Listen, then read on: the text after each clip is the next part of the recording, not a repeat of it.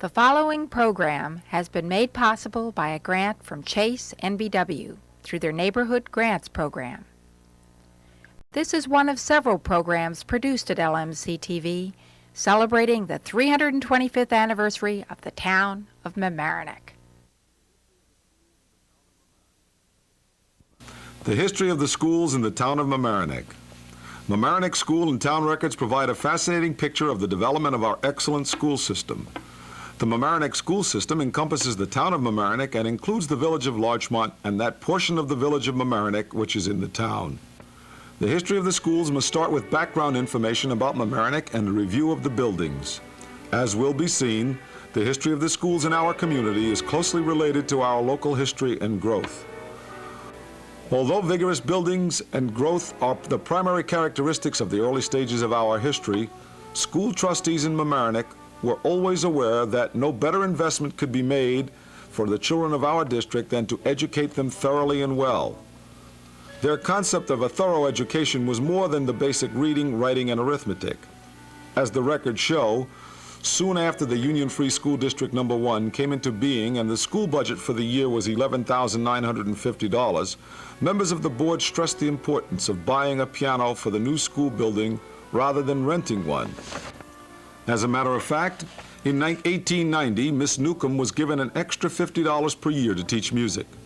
A reading of the minutes shows a constant concern for the complete education of students academically, artistically, musically, and physically.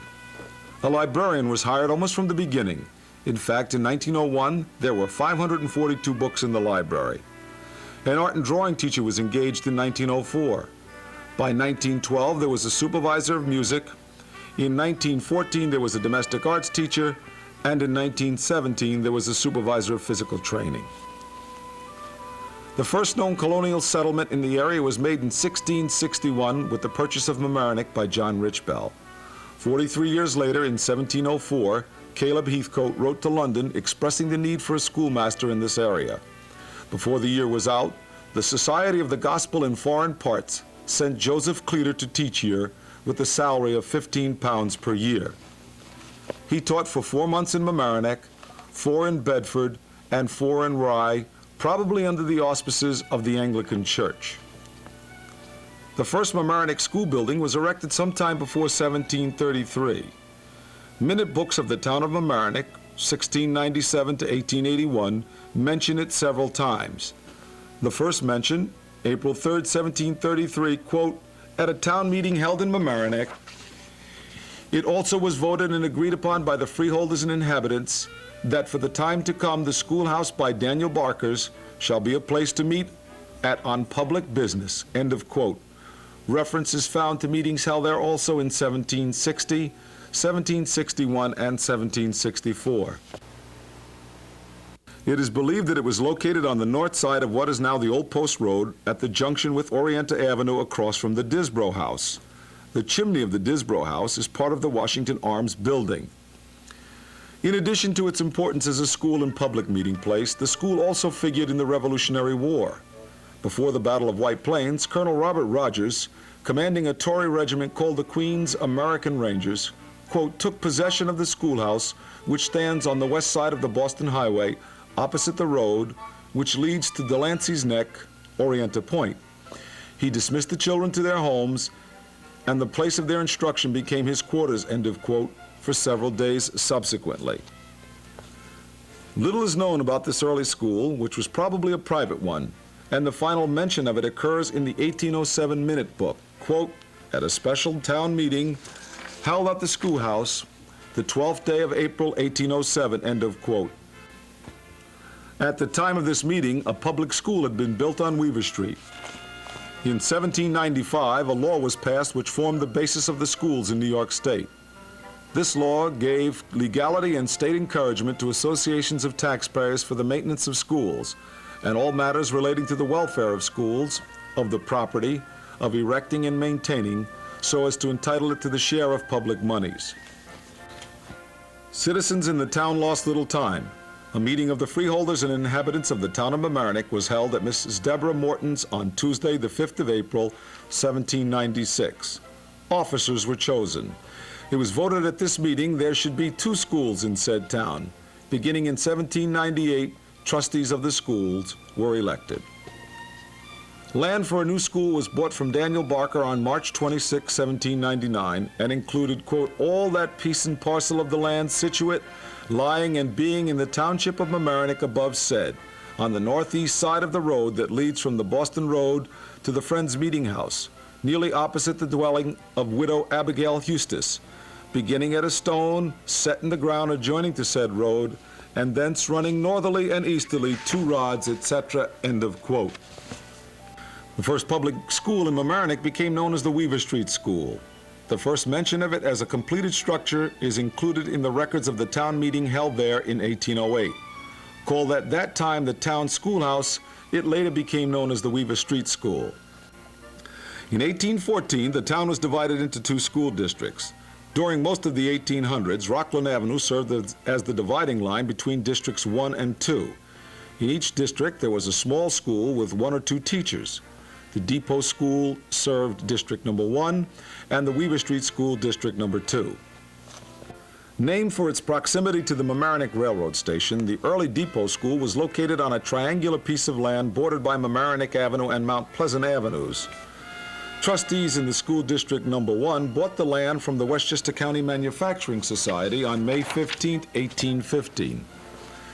The deed, quote, for and in consideration of the sum of 1 cent lawful money of the United States of America to them in hand, paid for at or before the sealing and delivery of these presents, hath granted, bargained, sold, released, conveyed, and confirmed all that certain tract or lot of land situate, etc., end of quote, to the school district.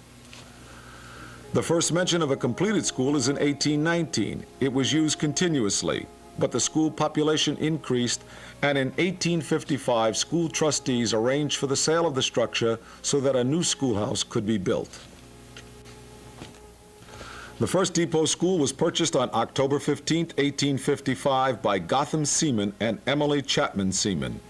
It was moved over the railroad tracks to its present location at 229 Waverly Avenue. The house still remains in the family. After the first Depot School was moved, a building known for over half-century as the Depot School was built on the same site. Originally a 1-room clapboard building about 30 by 40 feet, it faced southwards towards the harbor and Long Island Sound. Later, the school roof was raised and another story was added. The building was used as a primary school off and on for several years. The school and property was sold in the 1920s, and the site now houses a Chase Manhattan Bank branch. The Weaver Street School in District 2 is the oldest existing school building in Mamaroneck. It was built around 1808. It closed in the fall of 1889 when the first high school was opened. It did reopen as a primary school, serving some of the era whose students now attend Murray Avenue School. It was probably closed for the last time when Murray Avenue was built in 1922. The schoolhouse and the land were sold in 1924 or 1925 to Mr. George Weber for $5,000. Still standing on its original site on Weaver Street, next to Grant's greenhouse, it is now a private home of white stucco.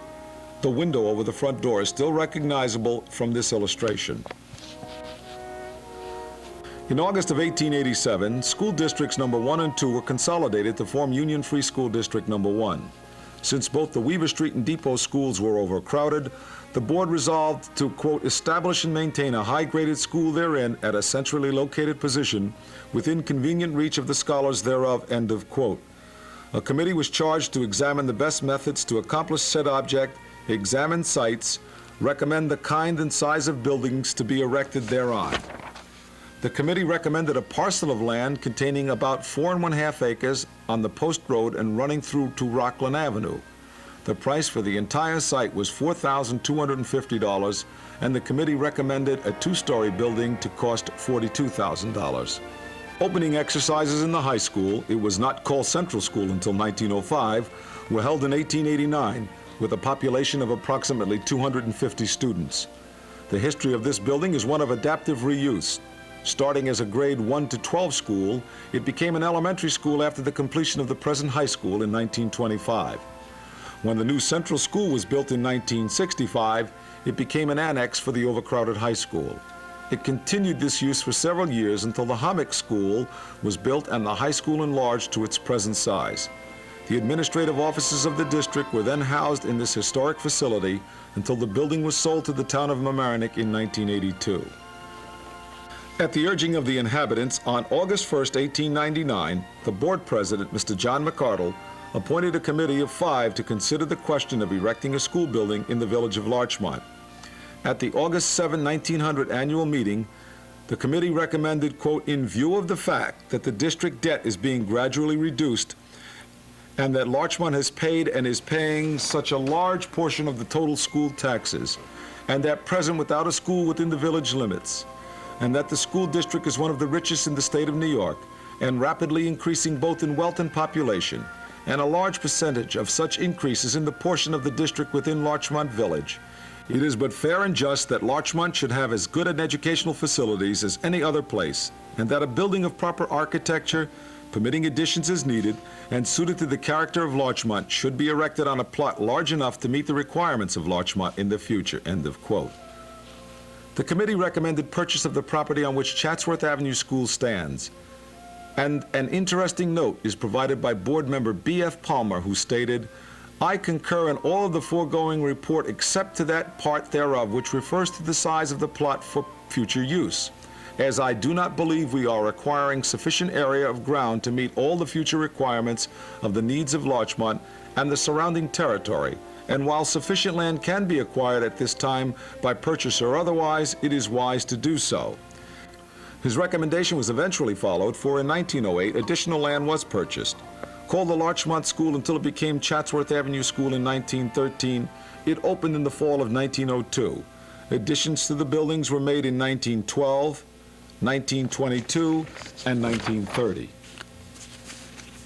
In the early 1900s, overcrowding at the depot school caused the board to consider raising the school and replacing it with a larger building. Legal problems with the title to the property, plus proposed plans of the Boston and Westchester Railroad, caused the board to appoint a committee to investigate the possibilities of a school building site north of the railroad. In December of 1907, the committee recommended the site at the present Mamaroneck Avenue School. The recommendation was presented for vote at the annual meeting in July 1908, and the property acquired. The building was completed and opened in 1909. Additions to the building were made in 1916 and in 1928. All of the problems faced by the board in the early 1900s did not deal with curriculum in school buildings. In April 1910, board member Palmer, quote, moved that the clerk be instructed to write the police that cattle and horses had damaged the Mamaroneck Avenue School property, with a request for better protection of same, and a letter read at the May 5, 1910 meeting from the Chief of Police of Mamaroneck offered, quote, to impound animals found on the Mamaroneck Avenue School property if advised by the janitor, end of quote. Following a heated request by citizens of Larchmont for an additional school, Murray Avenue School was built in 1922, with additions in 1926 and 1930. In 1924, ground was broken for the new high school. In 1925, the high school was opened. Alterations to the building were made in 1956 and in 1964. The junior high school was built in 1931. A wing was added in 1958, and after the completion of the Hommick School in 1968, an addition connecting the junior high to the senior high school was added, and the high school complex as we know it was completed. The students and the faculty of Central School moved from the old Central School to a new building in 1965. And the Hommick School, newest of the school system's facilities, added a swimming pool to the schools and the community's recreational facilities. Though the locations and the building dates of the various local schools are of interest, it is important to realize that good schools are much more than bricks and plaster. It is the people who have been and are the Mamaroneck Public Schools. The town of Mamaroneck has been fortunate that many of its ablest citizens have been willing to serve as members of the Board of Education. Starting with John McArdle, Thomas Rushmore, and Stanley Bryant, the roster of names include Karsten Wendt, Dr. John Hunter, B.F. Palmer, Jacob Halstead, Joseph Gleason, Frank Totten, Francis O'Callahan, Philip Moynihan, Dr. Oscar Carabine, Theodore Regal, Rocco Migliaccio, Frank Jobson, Christine Helwig, Vito Lucino, Robert White, Francis McIntyre, Robert Garlock, Eric Singleton, Eugene Potter, Peter Moore, Jesse Silverstein, George Johnson, Donald Chapin, Joan Scheuer, Harold Myers, Richard Mumma, Paul Abramson, and Marlene Colbert.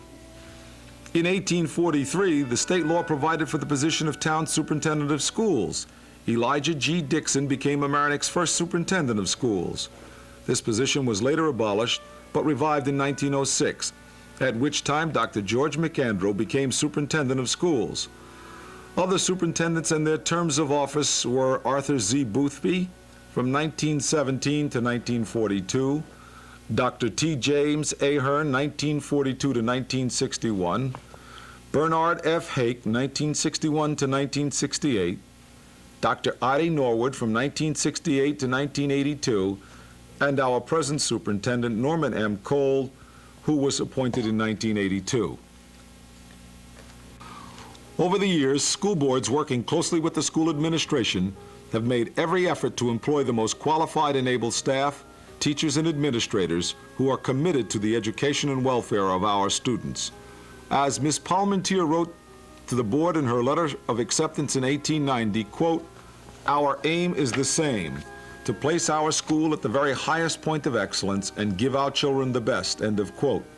We have been fortunate to have teachers and administrators who are warm and caring. As was explained in a reminiscence about Chatsworth Avenue School, quote, "There always seemed to be such a happy spirit between teachers, principal, and students in your school," end of quote. This reminiscence, incidentally, tells a very amusing story involving Miss Lynch, a respected and loved principal of Chatsworth for 12 years. One day, a long time ago, Miss Hirschbeck asked a little girl to take a note to Miss Lynch. The important matter in this note? To inquire about her hair bows. Miss Lynch gave grave consideration to the note, and then, seemingly discovering the hair ribbons, asked, "Where does your mother buy such lovely ribbon?" "Oh, my mother doesn't buy them. We live next to the cemetery, and after the mourners leave, we go and take the ribbons off the flowers." Life in those days was different, and the rules of conduct for staff, too, were different, as can be seen in this 1886 teacher conduct list, recently reprinted in a New York State teacher's newspaper. It is interesting to note from a handwritten contract of 1894 that the male principal teacher and the male assistant principal teacher receive $1,600 and $1,200 a year, respectively, whereas the female teachers receive $650. Over the years, of course, this disparity has changed, and our present contract does not discriminate against female teachers. Boards of education, superintendents, administrators, teachers, staff, community, all are important. But the primary emphasis in the school system is placed on our students and their education. In the 1890s, school life was orderly and the discipline strict.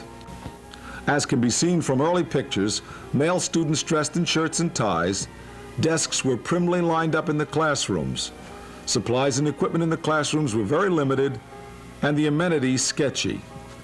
Early board minutes talk about outhouses, broken shades, the testing of well water, and of course the removal of ashes from the stoves and furnaces.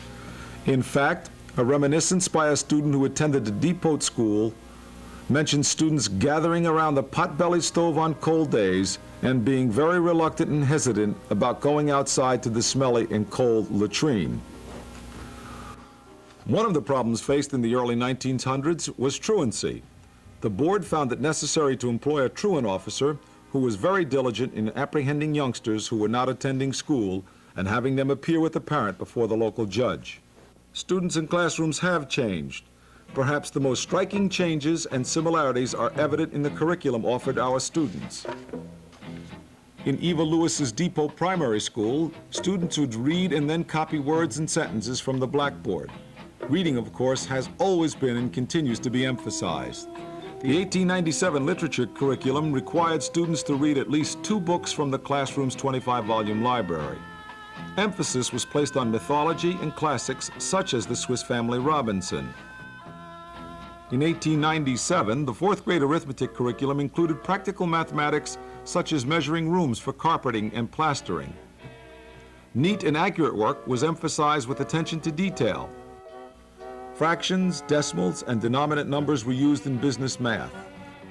A 1907 math test included the practical application of math skills, with an interest rate of 5% mentioned. In the 1980s, the Mamaroneck math curriculum requires students to cover 10 mathematical areas and take a criterion reference test at each grade level.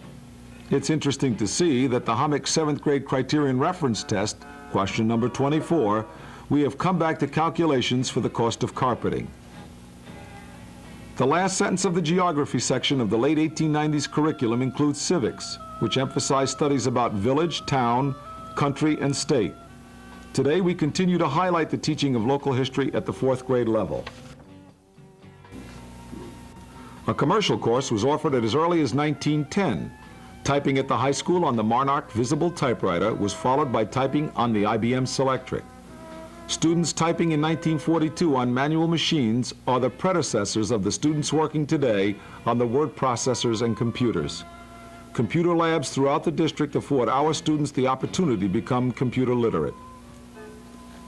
Sewing and home arts have been a constant of the curriculum since the early 1900s, but the most intriguing course listed in the 1890s curriculum was Manners and Morals, to foster a spirit of kindness and courtesy towards each other. Penmanship certificates reinforce the importance of cursive writing, an area still taught and valued in our schools. The courses offered at Mamaroneck's first high school graded school included arithmetic, bookkeeping, analysis and advanced grammar, physiology, natural philosophy, Latin, algebra, English composition, history, chemistry, astronomy, botany, Caesar, geometry, civil government, elements of geology, Cicero and Virgil, drawing, physical training, and manners and morals. Our present 80-page course catalog lists over 200 offerings, including 9 languages. A report card of the 1890s would have been sent home on a monthly basis. Today's elementary school report cards share carefully written pupil progress reports with parents, primarily at personal conferences. At the high school and middle school levels, computerized reports are mailed home quarterly. Students were promoted from the Weaver Street and Depot primary schools to Central School, although occasionally, as it happened in 1921, the promotion was conditional because of a deficiency in some subject. Our students are still promoted to the Hommicks and high schools, but a whole range of activities centers around familiarizing students and their parents with the schools, their faculties, and their curriculums.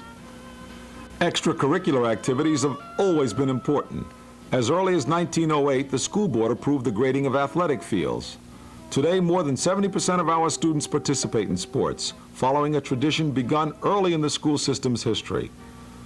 Girls field hockey, fencing, basketball, football, golf, track, swimming, ice hockey are but a few of the year-round sports offered.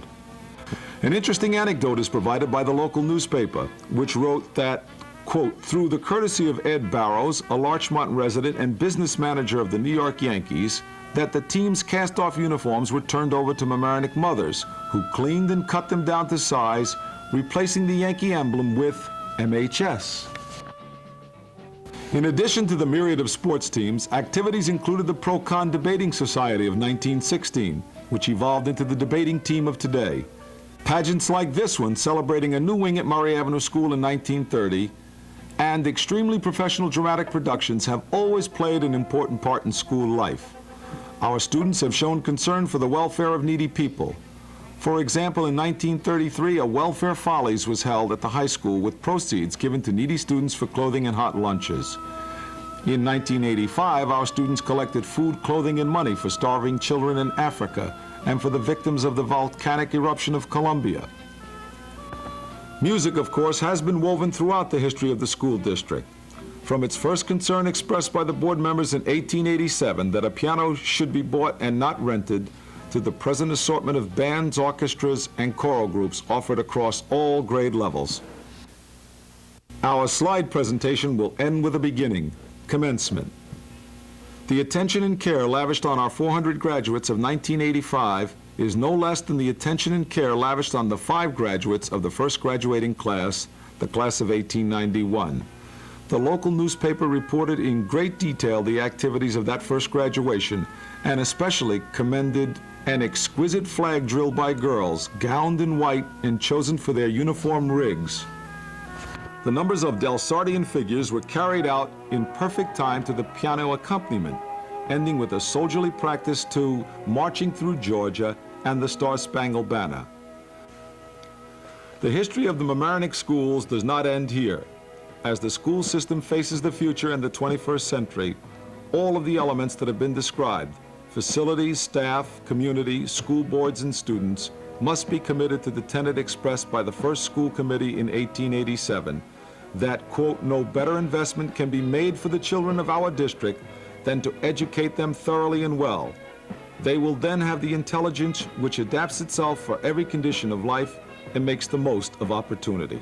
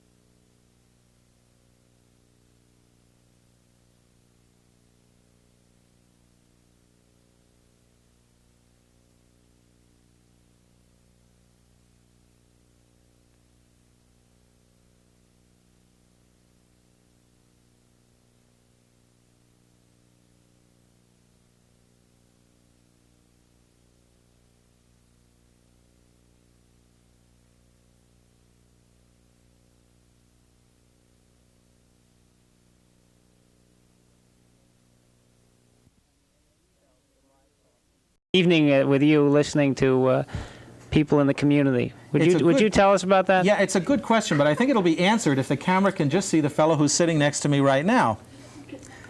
Can the camera see that? Are we seeing our guest? Yes. Got him? Our guest who just slipped into Sonny Goldberg's seat is Joe Fraioli. And Joe is the village manager. And he's also the cable, you're not the cable manager, you are the administrator for the franchise agreement. Yes. Do you want to answer Paul's question about what kinds of folks are the guests here on Live Talk? You have been a guest. I have been a guest. And are you typical? Well, I would assume I'm typical. You had the mayor on. I would assume he's typical. Yes, we've had both mayors on. I don't get been our guest here, too. Yeah, I don't get an opportunity to watch too often, but